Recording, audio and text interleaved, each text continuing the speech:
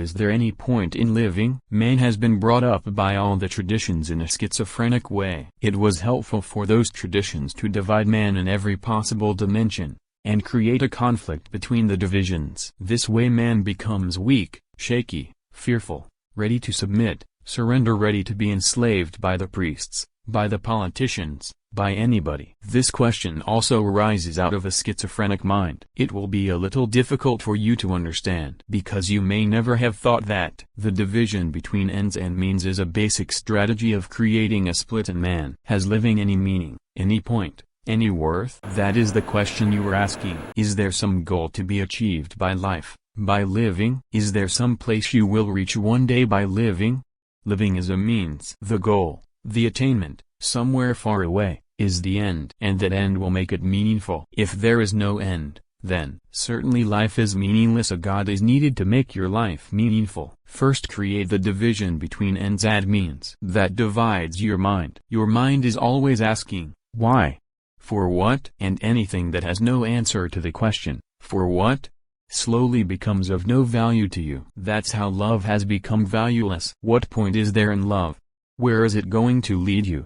What is going to be achievement out of it? Will you attain to some utopia, some paradise? Of course, love has no point in that way. It is pointless. What is the point of beauty?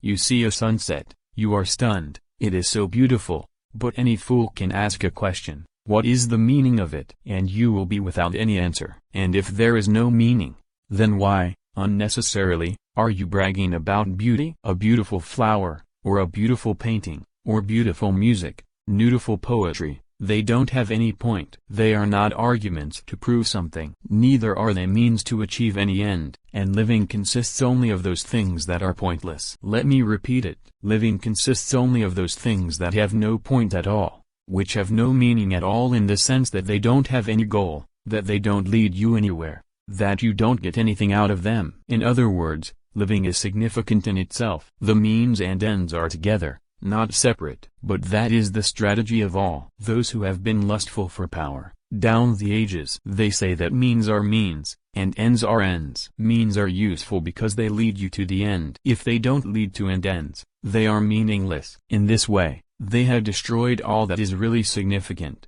and they have imposed things on you that are absolutely insignificant. Money has a point. A political career has a point. To be religious has a point, because that is the means to heaven, to God. Business has a point because immediately you see the end result. Business became important, politics became important, religion became important, and poetry, music, dancing, love, friendliness, beauty, truth, all disappeared from your life. It is a simple strategy, but it destroyed all that makes you significant, that gives ecstasy to your being. But the schizophrenic mind will ask, what is the point of ecstasy? People have asked me, hundreds of people, what is the meaning of meditation?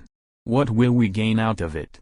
First, it is very difficult to attain, and even if we attain it, what is going to be the end result? It is very difficult to explain to these people that meditation is an end in itself. There is no end beyond it. Anything that has an end beyond it is just for the mediocre mind, and anything that has its end in itself is for the really intelligent person. You will see the mediocre person becoming the president of a country, the prime minister of a country, becoming the richest man in the country, becoming the pope, becoming the head of a religion. But these are all mediocre people. Their only qualification is their mediocrity. They are third-rate, and basically they are schizophrenic. They have divided their life in two parts, ends and means. My approach is totally different, to make you one single whole. So I want you to live just for life's sake. The poets have defined art as for its own sake. There is nothing else beyond it. Art for art's sake. It will not appeal to the mediocre at all, because he counts things in terms of money,